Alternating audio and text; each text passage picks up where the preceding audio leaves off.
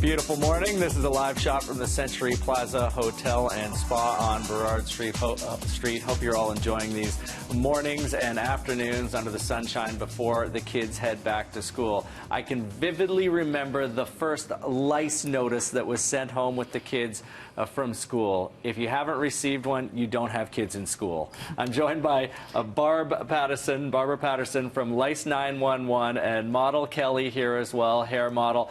How common are lice? Are we seeing them in every school, everywhere around the Lower Mainland? Absolutely, yeah. Lice are actually the second common communicable disease. So right next to the common cold, there's head lice. It's just that not many people are talking about it. Where do they come from? They've been around for centuries. They've absolutely been around for centuries. They just survive going from head to head to head to head and getting stronger and harder to eliminate. But they've always been around, and they always will be, I think. Okay, how do we know if you don't get that lice notice from someone else in your kid's class or your kid? How do you know to check for them? Or should we be checking all the time? Exactly. You should be checking all the time, absolutely. So when it comes to lice, it actually takes a couple of weeks to develop into something you can visually see. So especially September, October, you want to be checking regularly, once a week. And that's just because there's more contact at that time between the kids? Exactly, yeah. So there's definitely more contact, and lice are spread through that hair-to-hair contact. There's a little bit of a risk with hair-to-item contact, but really it's mostly hair-to-hair.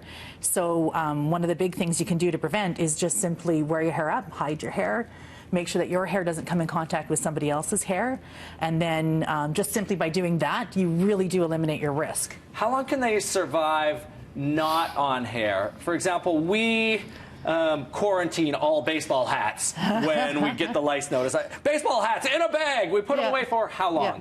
So the research still says 48 hours. Okay. Definitely in 48 hours, everything will die. But I do a lot of playing with lice. I do a lot of experimenting with lice, and I can't keep them alive more than 6. Interesting. Yeah. So off the head, they die really quickly. On the head, they're quite indestructible. Okay. What are we looking for? So you're looking for little black or brown little specks. It'll look like little grains of pepper. How large? About the size of a sesame seed or smaller. Okay, and that is a full-grown active lice. That's not the knit. That's not the egg. That's the lice. Is one lice or louse? One lice is louse. Louse. And so a full-grown louse can get up to the size of a sesame seed, but most of the time they're about half the size, and the eggs can actually be a quarter the size of a sesame seed. So really, really small. That's why visually checking is really challenging. You want to use a lot of magnification. And that's what you have on now. Those aren't your reading glasses. That's Those right. are magnifying glasses to look into the hair. Yeah. And what's that in your hand? So this is a lice comb. It's called the Lice Meister comb.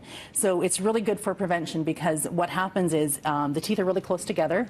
So as you comb through the hair, if Kelly had anything on her, the nits would be here, and then you could wipe it onto the rag, onto the white rag, and they would look like pepper. It would look like little flecks of black on there. You can tell right away, because when I'm doing it, even on myself, when I have the lice paranoia, I don't know if it's like a piece of skin or just something in your hair. Yeah. But you can tell the difference between that and what looks like a living creature. Absolutely. So what you want to do to make it easier for you is to use white hair conditioner.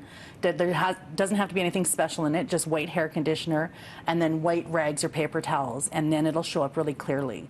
Because they're almost a brown color? Exactly, yeah. They're brown or black or tan or gray color. Which is the color white. of lots of people's hair. Exactly. Unfortunately. Again, which is why it makes it very difficult to visually check. You want to actually comb through and remove in order to check. How often should we be checking?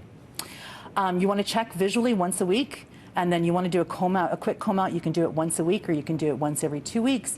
But this is the 100% way to check to see if there's anything there. Okay, how do we get in touch with you if we need to know more about lice? We've got a website, lice911.com, or you can give us a call and we'll help you out.